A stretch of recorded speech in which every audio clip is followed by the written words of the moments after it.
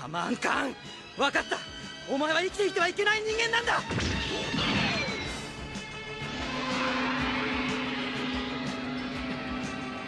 何？暗黒の世界に戻れ、ハマンカン。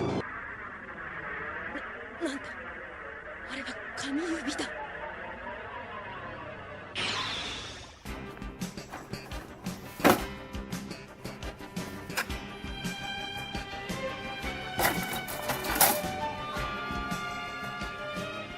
Hello and welcome back to another Gunpla review. Today we're taking a look at the HGUC Gundam Evolution Project Zeta Gundam.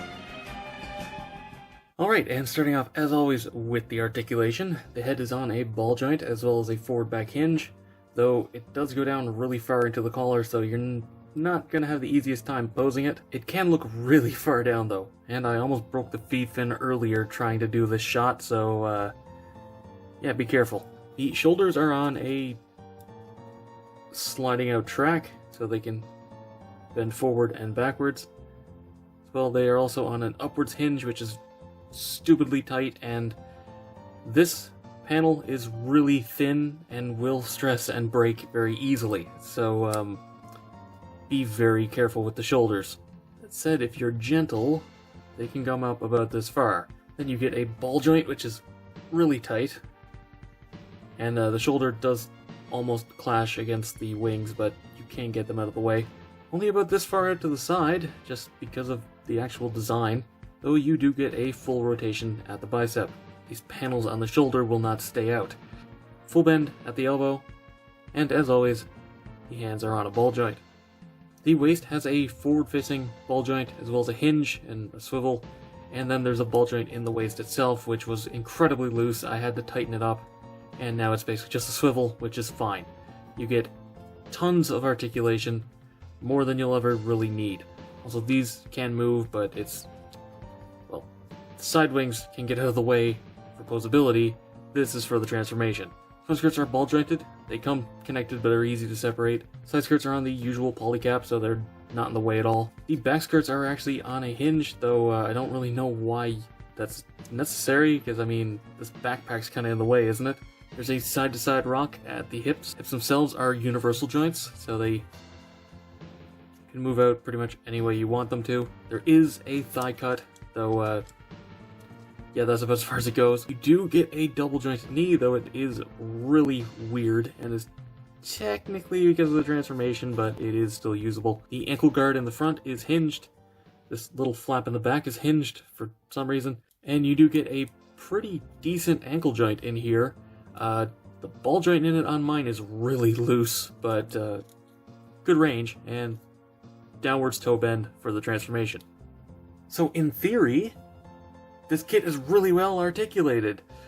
Unfortunately, the tolerances on the joints are kind of all over the place. Some are way too loose, some are way too tight. The shoulders can be so tight that they actually damage the kit, so be careful when posing it. This isn't a play around with kind of guy. But getting into accessories, let's start off as always with the sticker sheet, and by extension color correction. And as you can probably tell, we're going to be here a while.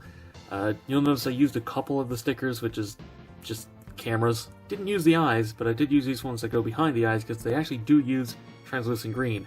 Granted, I used a Gundam marker over it, but I figured translucent might get a little bit more glow out of it if I used them. But these are the front and rear head cameras. These are the cameras for the rifle. And then a lot of this is just everywhere. Like I said, we're gonna be here a while. Though, I will point out, all of this red is just the wings on the back. Because, yeah, we'll get into it shortly. The eyes do have stickers, but yeah. The gray on the sides here, that needs to be painted. The whites on the top of these needs to be painted. Like I said, all of the red on this needs to be painted. This is fully color separated. This is all paint. Then the orange on the arms, aside from this little bit in the center here, which I went with anime accuracy, so all the vents have sort of gray, black in them. That needs to be painted, though only if you want accuracy, otherwise just panel line it and it looks fine. But yeah, the orange on the sides, the orange on here, front and back on both shoulders. The orange on the arms, front and back on both arms. Same thing with the vents here, the gray. Then the little dots of orange on the legs, which you do get stickers for. The vents in here, you don't get stickers for, you have to paint those. The orange strip here, I did do the gray on these vents. The orange trim on the inside of this piece, as well as the red on the thruster in the leg. Also, I should take a moment to point out that the thrusters in the back skirt all need red trim, and the bottom of the foot needs to be painted because that is white plastic. There's some more paint in the accessories, which we'll get into shortly, but this is a bit of an undertaking. Doesn't look too bad if you just use the stickers, but there's still paint missing even then. Alright, let's move into the accessories, starting off with the hands. These are the only ones you get, just two holding hands. But you do get the shield, or more accurately, the nose cone of the Waverider. The little orange dots, triangles here need to be painted. The yellow on the nose cone needs to be painted, and also this red chunk here, as you can probably tell because it's a little bit of a different shade of red, also needs to be painted. I feel like they could have made that a separate part, but whatever, guys. Not too bad. They at least separate, you know, most of the color on this. And this does just tab onto the back of the arm. Granted, there's a little bit of a problem with that in that this is pretty bulky, and this is pretty bulky, and so you kind of have a little bit of trouble with posing. As you see, there's just no gap there. It can be done, just a little bit irritating. Otherwise, you get the beam rifle, which, yeah, this needs paint too. I did use the cameras here and here, which are accurate. The yellow, as well as the gray here, here, and here need to be painted. This just fits easily into the hand, though it is so long that unless you have it out in front of him, it kind of scratches against the ground a bit. You also get these extra ammo containers for the grenade launchers in the wrists, which they just plug on the same way the shield does. For some reason that one doesn't seem to want to stay closed. You get two. Literally just two pieces of plastic. There's not much to say about them. You do get two beam sabers, which are supposed to store under the side skirts, but don't. These just fit into the hand fairly securely. Not amazing, but they're not going to fall out. They just use standard beam saber effects, and honestly I have so many of these I didn't even bother cut them out. I'm sure they're completely solid in this. They've pretty much got that down to a science at this point. And finally, for the non-transformation accessories, you do get the big blue Hyper Mega Launcher. And yeah, even this needs paint. This piece is blue, you need to paint it gray. Has fold down handles on both sides as well as the bottom, so it can be held in either hand, which is nice, and can of course extend, because it needs to extend, of course. Now there's a few other parts, but those are for the transformation. And since we don't have anything else to talk about, let's get into that.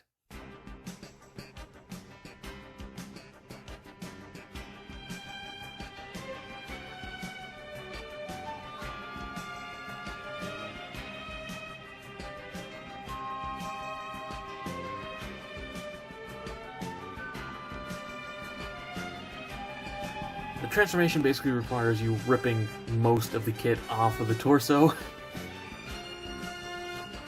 and then slapping it onto a core block.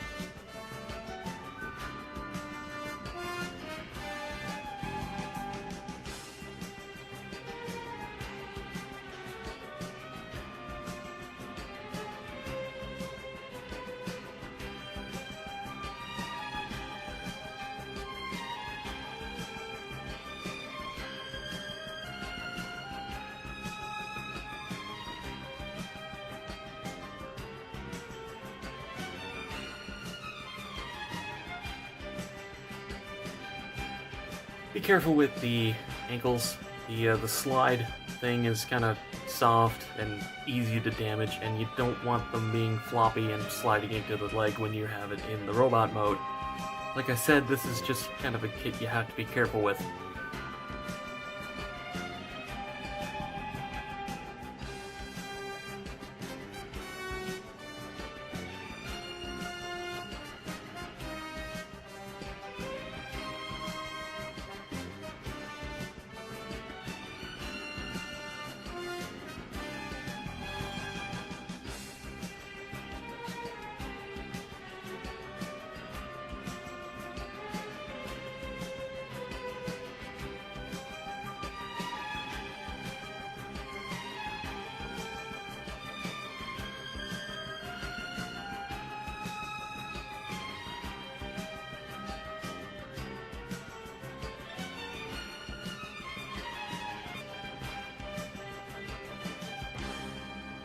And here we have the Zeta in its Waverider mode, which I have to admit looks really good and is honestly more stable than the robot mode, which is odd. I guess a false core block kind of makes it more sturdy, but it looks great, won't fall apart, does everything it needs to, and also if you don't really feel like having it displayed on landing skids, you do actually get a adapter which plugs in right here and lets you put it up on an action base. It does actually attach really securely too. It's not going to fall off at all.